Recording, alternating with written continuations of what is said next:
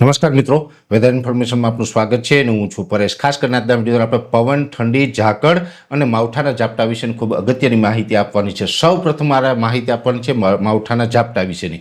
માવઠાના ઝાપટાની અંદર જોવા જઈએ તો થોડા દિવસ પહેલાં આપણે આગાહી મૂકેલી હતી કે 2 ફેબ્રુઆરીના રોજ સીમિત વિસ્તારની અંદર છૂટાછવાયા ઝાપટા છે એ નોંધાઈ શકે છે, જેમાં પણ ખાસ કરીને મધ્યપ્રદેશ બોર્ડર આસપાસના વિસ્તારની અંદર ઝાપટાની શક્યતાઓ છે। એ જ મુજબ જોવા જઈએ તો આજે સીમિત વિસ્તારમાં કોઈ જગ્યાએ ઝાપટા નોંધાયા, બાકી ગઈકાલે 1 ફેબ્રુઆરીના રોજ પણ અનેક વિસ્તારમાં ઝાપટા નોંધાયા હતા। એટલે આ ઝાપટા છે એ વેસ્ટર્ન ડિસ્ટર્બન્સને કારણે અમુક જગ્યાએ વરસી ગયા છે। જોકે એકદમ સીમિત વિસ્તારમાં હતા, બાકી મોટાભાગના વિસ્તારો છે એમાં વાદળ જ જોવા મળ્યા હતા, બીજે કોઈ વિસ્તારમાં ઝાપટા નથી નોંધાયા।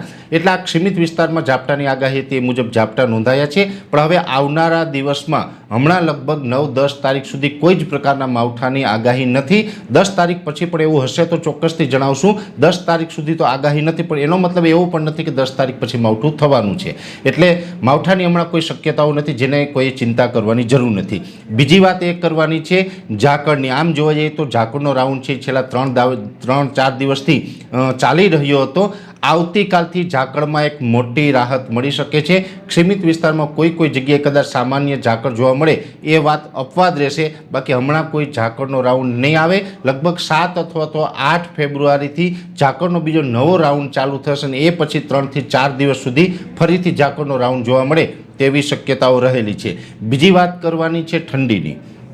ઠંડી અને પવનની અગત્યની વાત જે એ કરવાની છે કે હજુ પણ પવન છે એ શિયાળુ પવન આપણે રહેવાના છે, એટલે ઠંડી છે હજુ પણ આપણે જોવા મળશે। ચોક્કસથી વાત એટલી છે કે હજુ ઠંડીમાં માઇનોર વધારો થઈ શકે, 1 થી 2 ડિગ્રી તાપમાન છે એ લગભગ હજુ પણ 2 થી 3 દિવસમાં નીચું આવે તેવી શક્યતાઓ રહેલી છે, પણ કોઈ તીવ્ર ઠંડીનો રાઉન્ડ છે આવવાની શક્યતાઓ નથી। અને હવે આમ પણ શિયાળો છે અંત ઉપર છે, એટલે તીવ્ર ઠંડી સ્વાભાવિક રીતે હવે ન આવે। હવે ઠંડી હશે એ નોર્મલ ઠંડી હશે। ખાસ કરીને લઘુત્તમ તાપમાન છે એ આપણે નીચું જોવા મળશે, મહત્તમ તાપમાન ઊંચું જોવા મળશે। એટલે દિવસ દરમિયાન આપણે તાપમાન છે એ નોર્મલ અથવા તો નોર્મલ કરતાં 1 ડિગ્રી ઉપર રહે। દિવસે આપણે થોડો ઉનાળા જેવો અહેસાસ થાય, ગરમીનો માહોલ જોવા મળે, બાકી વહેલી સવારે, સાંજના સમયે અને રાત્રિના ટાઈમે આપણે વાતાવરણ છે શિયાળા જેવું ઠંડુ જોવા મળશે।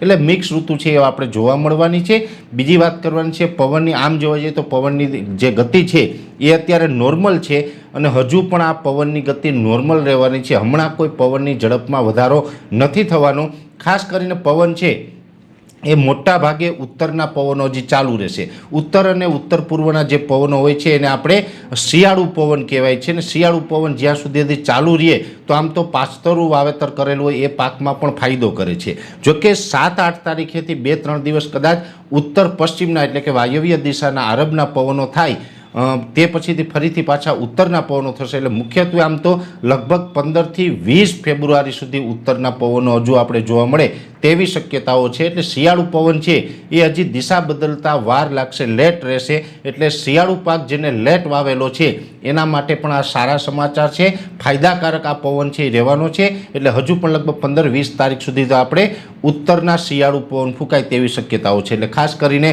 પવન, ઠંડી, ઝાકળ અને માવઠાના ઝાપટા વિશેની જે માહિતી હતી એ માહિતી મેં આજના વિડીયો અંદર આપવાનો પ્રયત્ન કર્યો છે।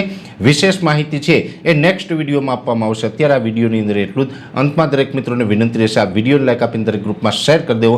જો તમે અમને યુટ્યુબ ઉપર જોઈ રહ્યા હોય તો ચેનલને સબસ્ક્રાઈબ કરજો અને ફેસબુક ઉપર જોઈ રહ્યા હોય તો પેજને ફોલો કરજો। નમસ્કાર।